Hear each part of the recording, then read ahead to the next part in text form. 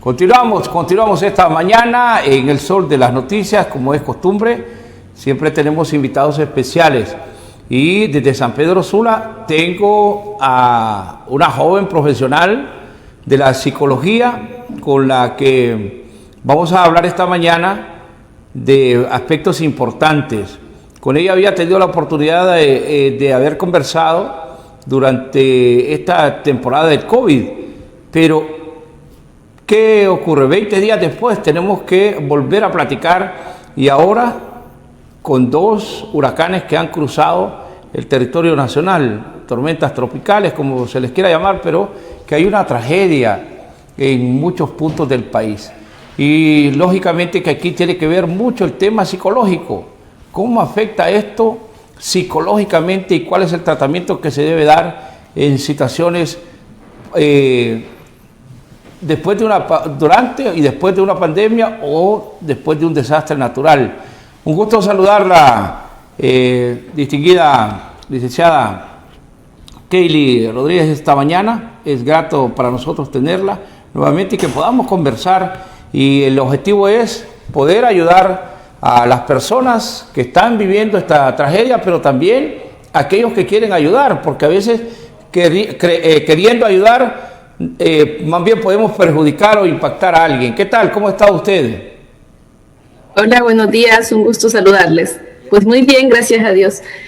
Pues definitivamente hablar de este tema, ¿verdad? Es central e importante en este momento, ya que pues todos estamos en crisis, todos, aun cuando no fuimos afectados directos, estamos viviendo las emociones, las reacciones de nuestros compatriotas, así que sí, es indispensable poder abordar este tema de la salud mental en este momento. En el tema de la salud mental, sin duda que la pandemia, lo hemos hablado con usted, el encierro y toda esta situación de inestabilidad, pues crea serios problemas, complejos problemas a las personas que han estado en el encierro, pero también a las personas que han sufrido con el COVID-19. Queda algunas secuelas en el campo emocional. Sí, yo siempre digo, y me gusta ponerlo así, recuerden que no teníamos una base en salud mental ahorita que entramos a estas catástrofes naturales. Ya traíamos arrastrando algunas situaciones de inestabilidad emocional producto de la pandemia, del encierro, de todo el estrés que surgió a partir de que estábamos en cuarentena y pues evidentemente en pandemia, ¿verdad? Tenemos personas que se habían disparado los índices de ansiedad, de depresión o incluso un estrés ya bien complejo que se está transformando en algo que va a dañar la salud emocional. Entonces definitivamente el hecho de venir de un encierro, ya teníamos una mala base en salud mental, no teníamos salud mental, y eso va a perjudicar mucho más los nuevos eventos que han venido a recurrir a nosotros. Yo creo que es muy importante, y no sé si históricamente había habido tantos eventos catastróficos juntos, ¿verdad?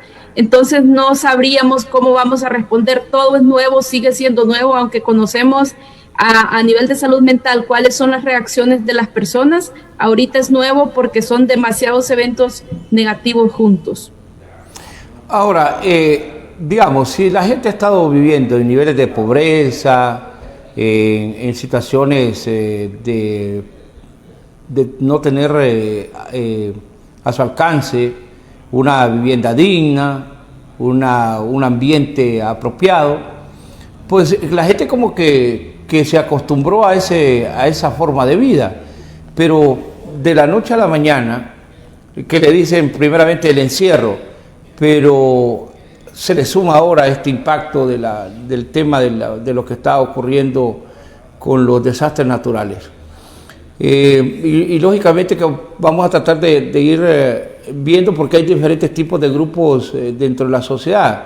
En el caso particular de los niños, ¿qué impacto tiene el encierro y ahora la situación de que de la noche a la mañana salen, no sé si es correcto el término que voy a utilizar, salen de su hábitat natural para tener que ir a vivir experiencias con personas desconocidas, bajo otras circunstancias de vida?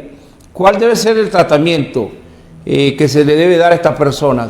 Porque regularmente la autoridad, al que mandes al policía, al militar, al bombero, pero ellos no saben cómo tratar emocionalmente a esas personas. Sí. Recuerden que la población infantil es una de las poblaciones más vulnerables por muchos aspectos. Una, porque pues ellos están desarrollando sus habilidades y por eso es indispensable tener estrategias apropiadas. Teníamos niños muy agresivos, muy negativos, o niños con extremos índices de tristeza. Recuerden que el año escolar no fue un año típico, así que también teníamos niños que ya estaban presentando dificultades para realizar algunas actividades escolares, producto de que habían perdido la motivación. Así que el panorama a nivel infantil ya era negativo. Y aparte de eso, recuerden que tenemos una población infantil que está lidiando con muchos retos personales a nivel familiar, a nivel escolar. Entonces tenemos todos estos factores que se han juntado. Y como decía usted, ahorita tenemos niños viviendo en refugios y vemos que existe una necesidad de atención psicológica. ¿Por qué? Porque los niños no saben cómo afrontar esto, porque los niños no saben qué estrategias usar. Quizás nosotros como adultos a veces pues tratamos de desahogarnos, de hablar con otro, pero los niños no suelen tener esa habilidad para poder comentarlo. Entonces, ¿qué profesionales deberían de estar interviniendo? Pues definitivamente como psicólogos deberíamos de estar abordando estos temas en los centros. Y esos son los primeros auxilios psicológicos que nosotros tanto hablamos y que son indispensables. De hecho, las investigaciones demuestran que si se hacen en las primeras 72 horas después del evento catastrófico, podemos tener mejores resultados a nivel de salud mental. ¿Y qué pasa si no lo hacemos, verdad? Si se hace como un poco después, igual va a tener un efecto, pero no va a ser un efecto tan positivo como si hubiese sido las primeras 72 horas. Y yo que tuve la experiencia de estar en algunos refugios recién pasados los eventos, teníamos niños en crisis, niños que no hablaban, niños que tenían pesadillas por las noches, que habían dejado de comer. Entonces, si eso no se abordó en ese momento, estos niños van a seguir arrastrando esta secuela. Y quizás solo como una forma de concientizarnos, ¿qué va a pasar con esta población que no se ha trabajado su salud mental dentro de 10, 15 años? Va a haber una secuela. No es como que se va a borrar como siempre creemos, ¿verdad? Sino más bien va a tener una secuela muy negativa a nivel de su salud mental, que eso se transforma en deficiencia en su integración a nivel social, laboral, familiar. Carlitos, tenemos ahí unas imágenes, no sé si va a tener la oportunidad de verlo la licenciada, y se los voy a ir mostrando en pantalla de niños dentro de los albergues a los cuales se les puso a hacer algún tipo de trabajo. ¿Qué objetivo tiene el hecho de hacer la actividad que ya se la voy a mostrar en un instante y ya la vamos a poner en pantalla? ¿Cuál es el objetivo de, por ejemplo, poner a un niño a elaborar un dibujo? ¿Qué es lo que se busca a través de esta dinámica? ¿Qué es lo que se pretende desde el punto de vista psicológico al momento de compartir con él este tipo de actividades? Ya la vamos a poner en pantalla para que usted nos pueda ir dando también su opinión. Estamos con la licenciada Kaylee, bueno, es doctor, a mí me gusta decirle doctora, yo no sé por qué les dicen licenciada, si ustedes tienen relación directa con el ser humano, con la doctora Kaylee Rodríguez. Tenemos las imágenes y se las vamos a mostrar para que usted nos dé su opinión, por qué este tipo y qué es lo que refleja algunas de estas imágenes. Adelante, Carlito. Ahí la tenemos. Un niño que dibujó esto, que estaba en los albergues. ¿Cuál es el objetivo de este tipo de actividades? Esta es la parte de la expresión emocional. Es fundamental. El lenguaje de los niños es el arte, es el dibujo, es el juego. Entonces, el poder utilizar esta estrategia lúdica que uno les dice dibujen y ellos van a expresar toda la carga emocional que están teniendo. Así que esta es la mejor herramienta y el mejor puente que podemos hacer ahorita con los niños. Y quizás también un consejo para los papás que han vivido estos eventos y no están en refugios. Denle materiales lúdicos a sus hijos para que ellos puedan jugar, para que ellos puedan dibujar, para que ellos puedan expresar toda la carga. Ustedes ahí ven y ahí se ve reflejada toda la presión. O sea, estamos en el techo de mi casa, pero llegaron y me auxiliaron. O sea, se imaginan el hecho de ver que el agua iba subiendo. Eso ha provocado mucha presión en los niños e incluso muchos de ellos no querían regresar a sus casas. Bueno, no han regresado, ¿verdad? Pero el hecho de pensar que tienen que regresar a ese lugar donde fueron vulnerables genera más pánico. Entonces vean que esa es la esencia de todo lo que vivió ese niño en ese momento, cómo él lo sintió y cómo dice que estaba pidiendo ayuda. O sea, refleja todas sus sensaciones y emociones. Ahora, entonces sí se vuelve importante y esto lo puede hacer, porque regularmente creemos que los albergues, esto debe ocurrir donde hay 100, 200 personas, ¿no? En albergues donde hay 35, donde haya 10, 15 niños, es recomendable, pero tiene que ser supervisado por un profesional de la psicología, el que tenga que hacer este tipo de actividad, el niño desde el lugar donde se encuentra albergado. Lo ideal es que lo haga un profesional, porque va a poder como comprender un poquito las emociones y las reacciones del niño.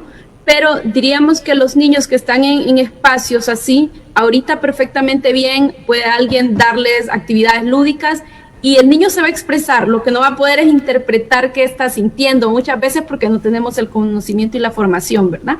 Pero sí el niño se va a expresar y es lo que queremos. No nos debemos de detener porque decimos, bueno, pero como aquí no vienen psicólogos, yo no puedo hacer nada. No nos podemos detener por eso. Definitivamente, en las casas, en los refugios, que yo sé que hay unos refugios pequeños, tienen 15, 20 chicos, denle material, ya sea colores, papel, plastilina o juguetes en sí. Enseñémosle que en este momento los niños lo que van a estar haciendo es expresando todo su dolor. Y yo sé que van a tener casos como mucho más marcados, que esos casos sí se requiere de una intervención de un especialista, niños que están llorando constantemente, que están teniendo pesadillas del evento, que no pueden comer, o que sencillamente se aíslan y no quieren integrarse con otros niños. Eso también es un indicador de que este evento le está afectando mucho más y que se va a requerir, y en este momento se requiere una intervención especializada. Ahora, entonces, el hacer estas imágenes, un menor, refleja qué es lo que está él sintiendo o cómo él vio el evento. Refleja todo, refleja cómo lo está sintiendo y cómo lo vivió. Es una forma de expresarse. Es como si yo le preguntase a usted, ¿y usted cómo sintió esta experiencia? Entonces usted me va a contar en palabras. Ellos no lo pueden contar en palabras porque se les dificulta, no van a tener las palabras apropiadas. Pero si usted le dice, dibújeme cómo se siente, entonces el niño va a reflejar el miedo. Vea cómo se miran esas imágenes de las casas debajo del agua.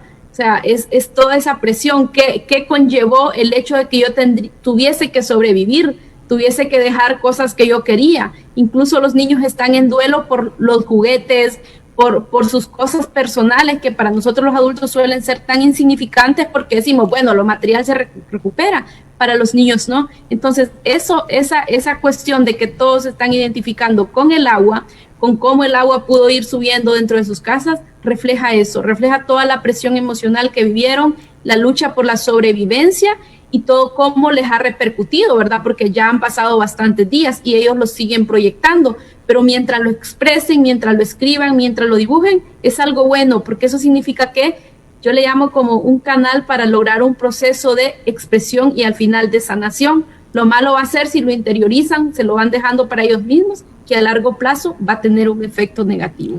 Ahora, este tipo podríamos considerarlo que es como un desahogo del niño.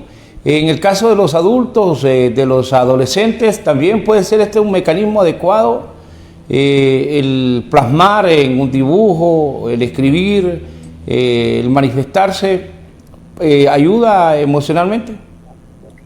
Sí, puede ayudar. Lo único que en los adolescentes suele ser mucho más complejo por la edad. Recuerden que a la edad de 12 años en adelante uno se vuelve como más quisquilloso, menos interesado en expresar, en convivir con otros adultos. Entonces, mi experiencia, por ejemplo, ahorita trabajando con algunos adolescentes es que cuesta que ellos logren abrirse en este campo de la creatividad, a no ser que a ellos les guste. Cuando les gusta, ustedes le dicen, hágalo y ellos lo van a hacer. Entonces, aquí puede aplicar otras estrategias, por ejemplo, ¿qué les gusta hacer a ellos? Eso es muy importante. Y en casa, los que están en casa de familiares, es muy importante que pregunten qué les gusta hacer, si les gusta escribir, si se identifican con alguna canción, algo que a ellos les guste, esa también es una forma de expresarlo. no debemos de encasillarlos en un solo método, sino más bien cualquier forma que sea de expresión va a ayudar, ya sea alguien que le guste cantar, ya sea alguien que le gusta componer, ya sea un adolescente que le gusta jugar algún tipo de juego específico, eso también va a ayudar para sanar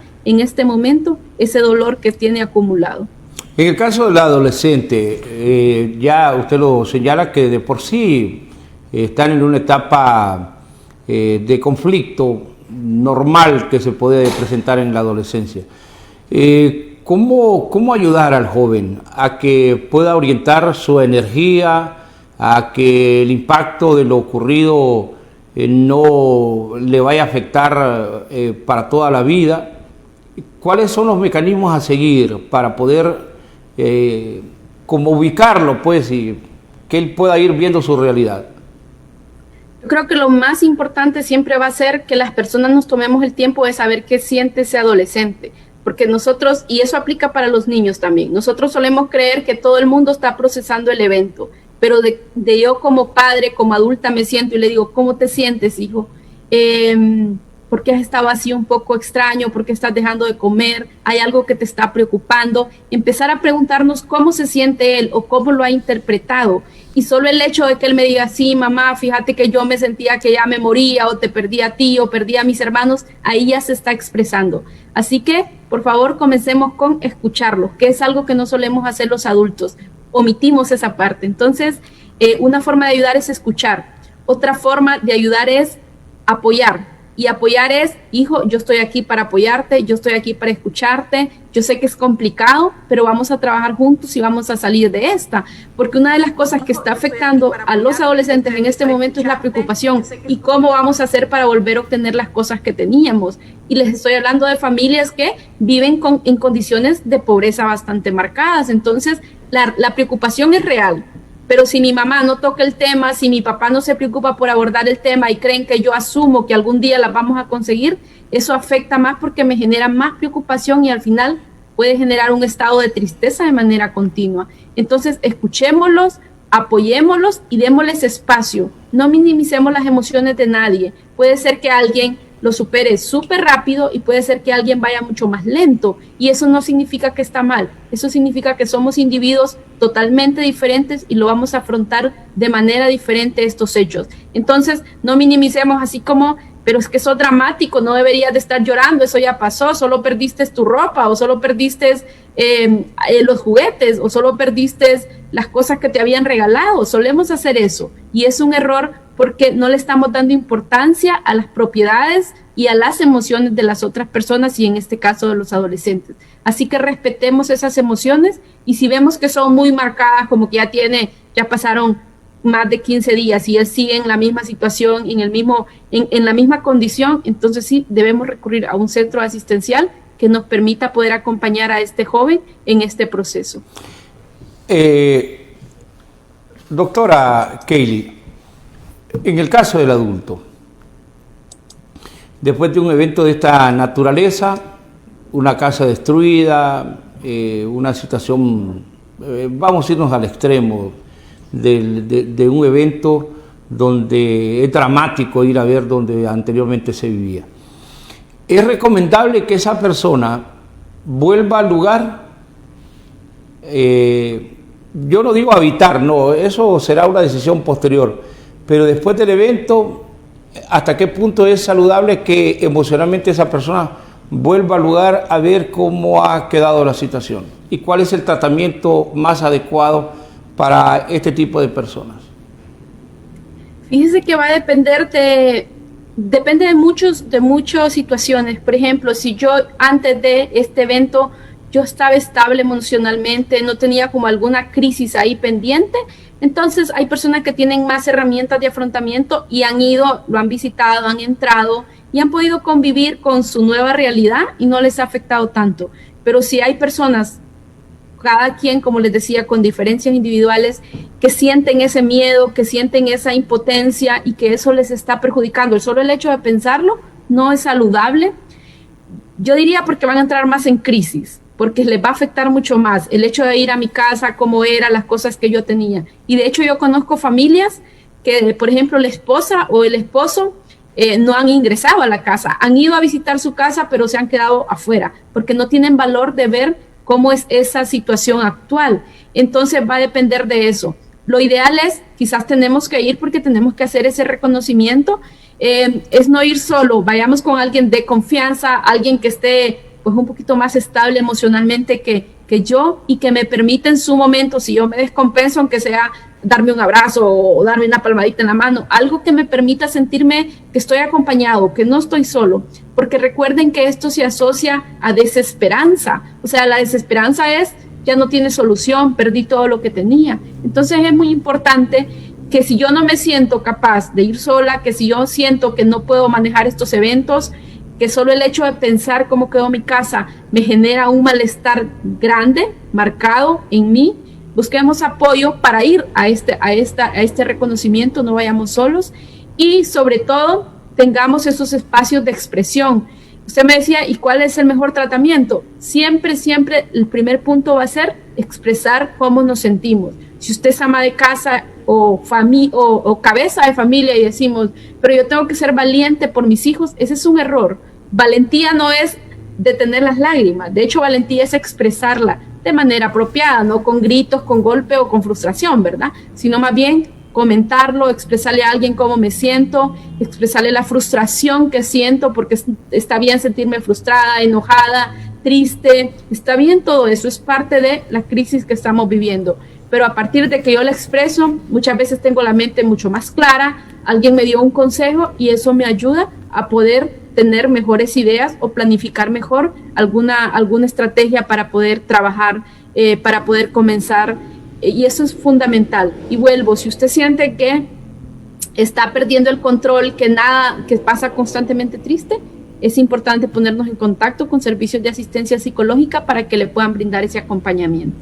Hay otras situaciones que se presentan en este tipo de catástrofes y lo de mayor impacto es que pierdan la vida seres humanos. Pero aquí se dan dos situaciones. Se da cuenta que se murió el familiar, el amigo, el compañero, pero en otros casos dramáticos es que no se sabe si la persona está viva o falleció, gente que se perdió durante estos eventos climatológicos, y entonces ahí se vuelve un poco más complejo. ¿Qué tipo de tratamiento es el que se le debe dar? Y cuando yo hablo de esto, es del familiar, el que puede, el más cercano regularmente, o es el amigo o es el familiar. ¿Cómo debemos de abordar esta temática cuando frente a nosotros tenemos a alguien que está en esa disyuntiva? O que se perdió su familiar, no sabe dónde ubicarlo, o el que ya lo perdió definitivamente. Y hay dos cosas bien importantes.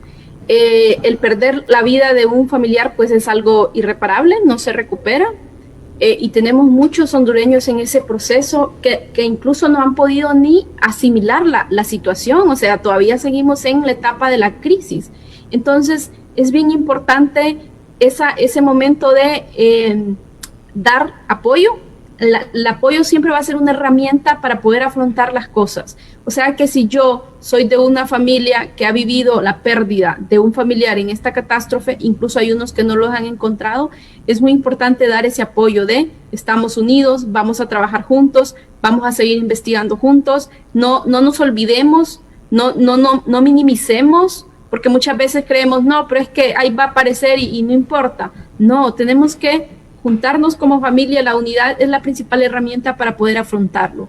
Número 2, seamos o tengamos esa esperanza. La esperanza quizás no de que va a aparecer, porque muchas veces mantener cierta esperanza en que no, si ya va a aparecer, muchas veces puede afectarnos porque no estamos siendo realistas. Vamos a mantener un tipo de esperanza en que si están unidos, si se están apoyando, las cosas pueden mejorar. Y número 3, respetemos el duelo de cada quien. El duelo es muy importante y el duelo no solo va a aplicar para las pérdidas materiales, sino también para las pérdidas familiares.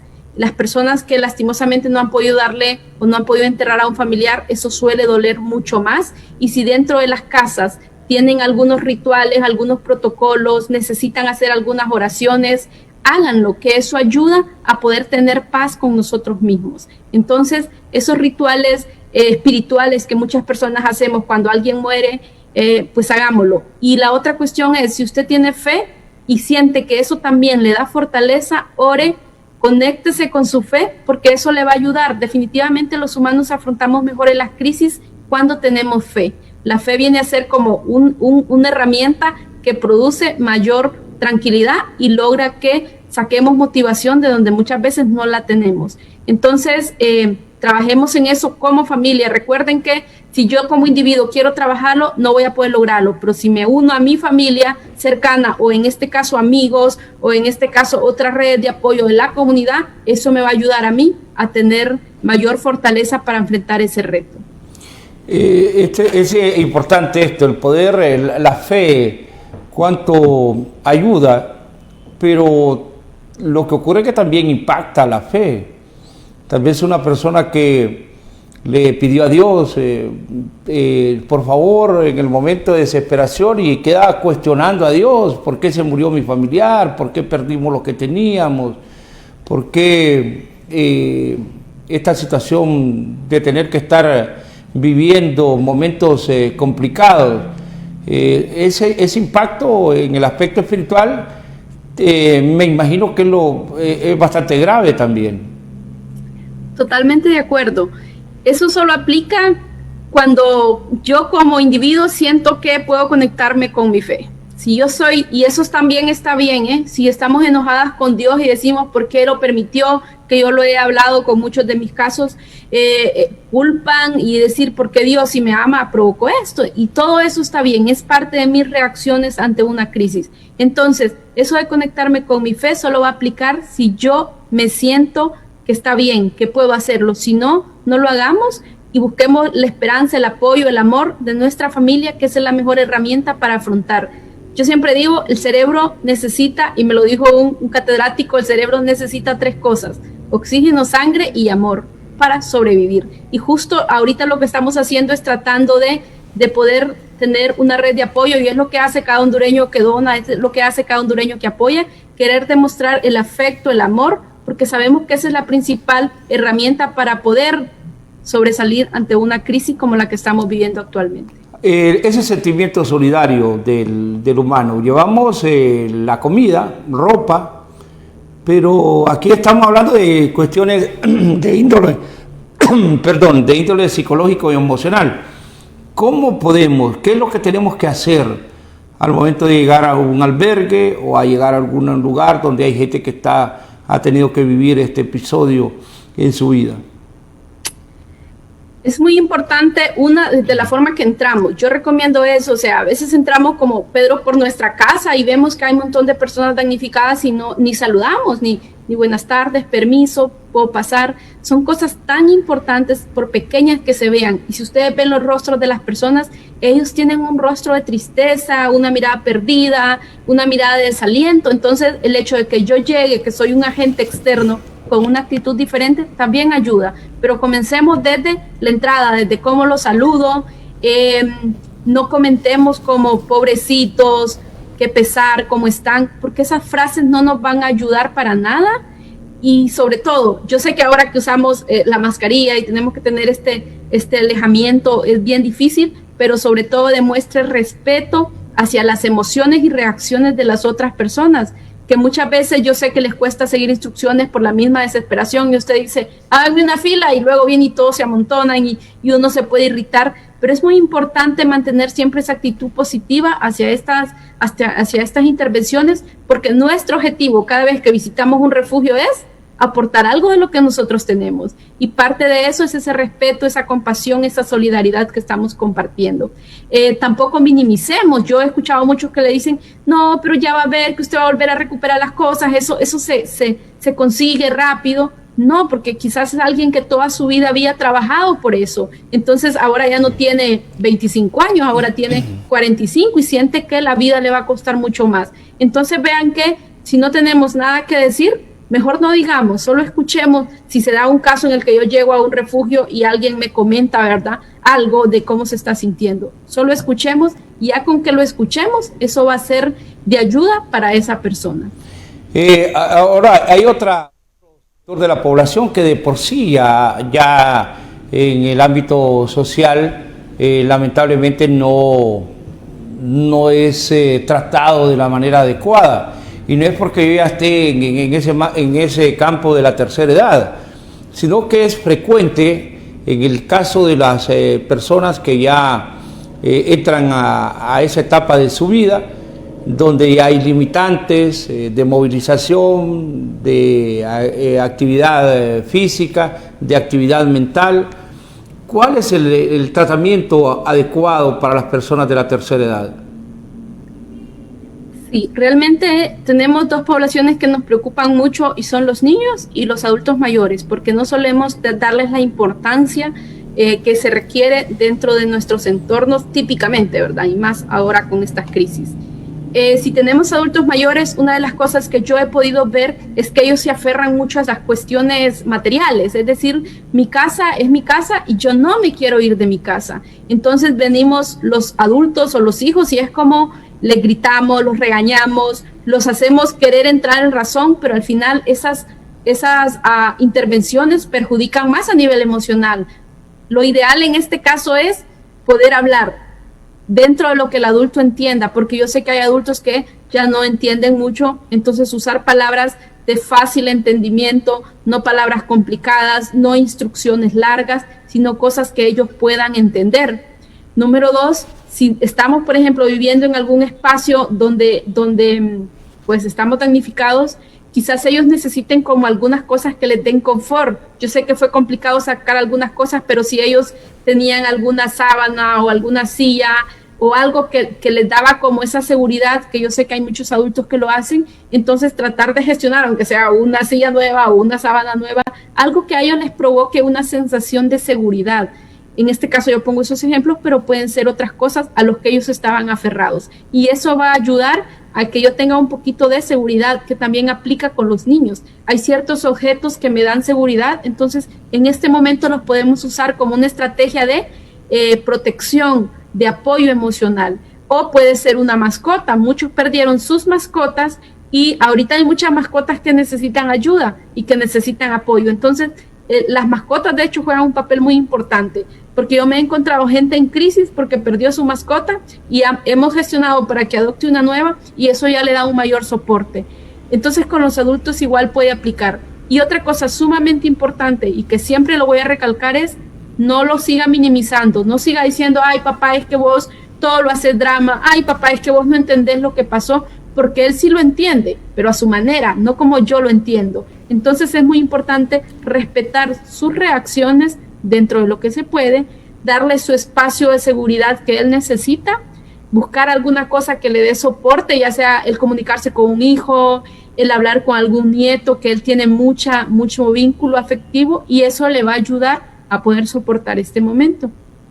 Quizás por último, involucrémoslo en actividades por pequeñas que sean, como que le cuente un cuento al niño, como que juegue un momento con su nieto, cualquier actividad, por pequeña que sea, que vaya a regar el jardín o que vaya a buscar una plantita donde está, si está en casas, cualquier cosa va a ayudar a que él se sienta útil y que despeje un poco la mente.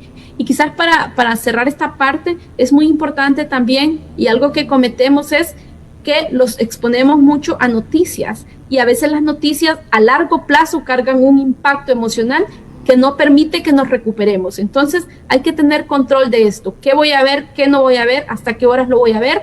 Y yo sé que a los adultos mayores a veces les cuesta un poco regular esta situación. En la recta final del programa, el tema de los juegos.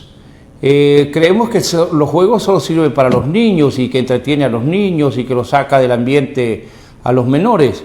En el caso de los adultos, hay juegos lúdicos, pero el hondureño por antonomasia y por costumbre o por cultura, por lo que le queramos decir, le gusta jugar, por ejemplo, el naipe. Es saludable hasta cierto punto que la gente en el momento que está, porque hay algunos que critican, no, yo fui a algunos albergues y los que estaban ahí la gente era chiviando, estaban jugando naipe. ¿Es saludable este tipo de actividades en un momento de que se ha vivido crisis? Híjole, no vaya a ser que me condenen por lo que voy a decir. Sí. Yo diría que cualquier actividad lúdica que provoque placer, que provoque alguna sensación de bienestar, se puede hacer. Obviamente, y siempre lo hemos visto históricamente, la cuestión del naipe es que pues nos volvemos un poco adictos porque nos gusta apostar y el apostar trae otras consecuencias, ¿verdad? Pero si lo hacemos por pasar el momento, por desestresarnos, por relajarnos, yo diría que lo podemos hacer. Realmente las personas necesitan hacer actividades lúdicas y qué bueno que algunos estén haciendo esto, pueden hacer otros juegos, los adultos mayores o adultos que están en refugios, que pueden compartir quizás todas las experiencias y juegos que hicieron de adolescentes, pueden hacerlo ahorita con los niños o con otras personas y eso también va a ayudar a sentirme útil, pero también a transmitir el conocimiento que tanto tienen los adultos y que nosotros, pues los un poco más jóvenes, necesitamos aprender de ustedes. Bueno, así es, siempre es grato platicar con usted, doctora, y en el futuro tenemos que seguir hablando porque este es un asunto que apenas empieza. Es una situación que recién nos está golpeando. Habría que ver allá por la Navidad, antes de pre-Navidad, tal vez tenemos otro diálogo porque ese es otro impacto emocional. Increíblemente, un evento como la Navidad y el Año Nuevo, sin duda que ha creado siempre conflicto en el ser humano, en vez de ser, muchas veces, en vez de ser la oportunidad para poder disfrutar, se convierte en un conflicto. Entonces vamos a tener, si Dios lo permite, la oportunidad para que previo a estas celebraciones también podamos nuevamente reunirnos para que platiquemos y conversemos sobre esto y cómo la gente debe de prepararse emocionalmente para que no impacte, porque este ha sido un año de pérdidas a través del COVID-19, muertes violentas que son las que siempre han ocurrido en Honduras, muertes por cuestiones naturales, son pérdidas, o un familiar que se tuvo que ir fuera del país, el familiar que perdió todo, las personas que van a tener que cambiar de un lugar a otro, y vamos a tener la oportunidad, si Dios lo permite, que el futuro, para que usted nos acompañe si está dentro de sus posibilidades, para que podamos abordar este tema antes de la Navidad, y que la gente se vaya preparando en ese sentido. Gracias por atendernos y gracias por esa facilidad que usted tiene para poder conversar de estos temas, y que ojalá que las autoridades, en particular los familiares y los amigos y la gente que es solidaria, lo tome en cuenta para que sepa cuál es la actitud y el comportamiento que debe tener antes de ir a un refugio, a un albergue, de cómo tratar a las personas que se encuentran en estos lugares. Es su despedida. Excelente. Gracias por el llamado. Realmente es importante hablar de salud mental en este momento. Y quizás como cierre, el gobierno también es un llamado. Debemos de habilitar espacios para que las personas tengan asistencia psicológica, si no vamos a tener mayores epidemias dentro de un futuro a nivel de salud mental. Así que pues sigamos siendo solidarios, sigamos compartiendo amor con el necesitado y verán que poco a poco vamos a reconstruir este país que tanto amamos cada uno de nosotros. Gracias a la doctora Keili Rodríguez, psicóloga, que ha estado con nosotros esta mañana en el Sol de las Noticias, precisamente para hablar de la salud mental. Pase buen día.